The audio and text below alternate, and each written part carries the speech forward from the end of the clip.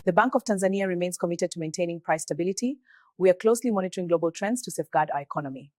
Selamat pagi, kita masuk di info eksklusif pejuang market ya kamu gitu ya. Jadi jangan cuma pantengin grafik doang ya, dengarkan apa yang dunia lakukan. Para pejuang market, kalau hari ini kamu masih merasa grafik adalah segalanya, ya hati-hati ya, bisa jadi kamu telat satu langkah.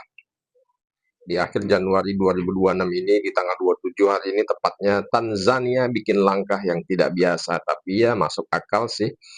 Presiden Tanzania Samia Suluhu Hassan memerintahkan Bank Sentral Tanzania untuk menjual sebagian cadangan emas negara. Dan ini sebenarnya bukan karena panik, bukan karena emas kayaknya mau koleksi, tapi karena Tanzania butuh likuiditas nyata untuk proyek raksasa, yaitu proyek LNG senilai 42 miliar US dollar dan akan ditandatangani rencananya di Juni 2026. So, kenapa ini penting buat kita, para trader, kamu, aku, dan kita semuanya? Karena sebelumnya Tanzania ini agresif beli emas, total cadangannya lebih dari 15 ton. Awalnya ya tujuannya mengurangi ketergantungan terhadap dolar, menjaga nilai mata uang shilling untuk stabil. Nah, sekarang ini emasnya dijual sebagian. Artinya apa? Sebenarnya ini emas bukan cuma safe haven doang ya, tapi sebagai alat fiskal. Karena negara bisa jadi seller, bukan karena bearish, bukan takut harga turun, tapi karena kita butuh anggaran, nggak mungkin cetak duit, percuma itu namanya hutang. Ada emas kenapa nggak dijual saja? Jadi kan ada proyek strategis, ada potensi pendanaan asing yang mungkin nggak tertarik masuk ke negara. Jadi ini bukan cuma cerita grafik doang ya. Oh ini udah agak turun, koreksi naik, ya kan turun dia, bukan gitu ya. Jadi ini cerita keputusan negara. So, kita jangan salah baca di pasar. Banyak yang refleksnya bengkelnya begini. Wah, Bank Sentral jual emas. Bearish dong. Wait a minute ya. Tunggu dulu. Jadi fakta globalnya gini.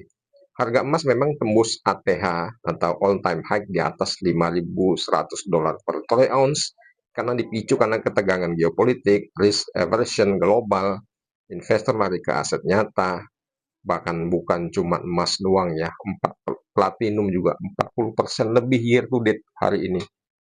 Koper, tembaga tembus 13.000 dolar per ton, ya ini rekor sejarah gila tembaga ya.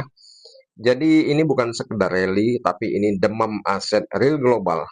Catatan penting dari aku, kenaikan logam mulia tahun ini bukan digerakkan oleh bank sentral saja, tapi oleh ketakutan kolektif dan perubahan arah uang global.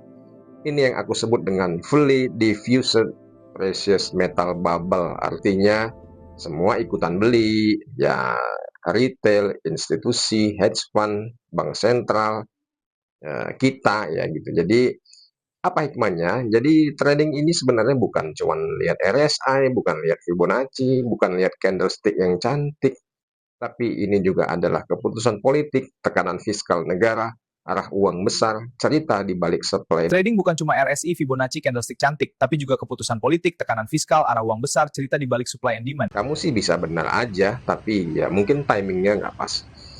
So, pejuang market, grafik itu visual hasil ya. Berita dan kebijakan itulah sebabnya yang menggerakkan. Dan tugas kita sebagai trader bukan cuma ngitung harga, tapi membaca niat di balik pergerakan harga.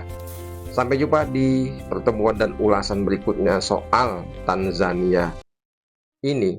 Efeknya ke emas, ke dolar, dan komoditas. Bagaimana trader retail kita ini harus buy, wait, atau hedging. Demikian dari aku Fauzi. Sukses buat kalian semua. Selamat pagi.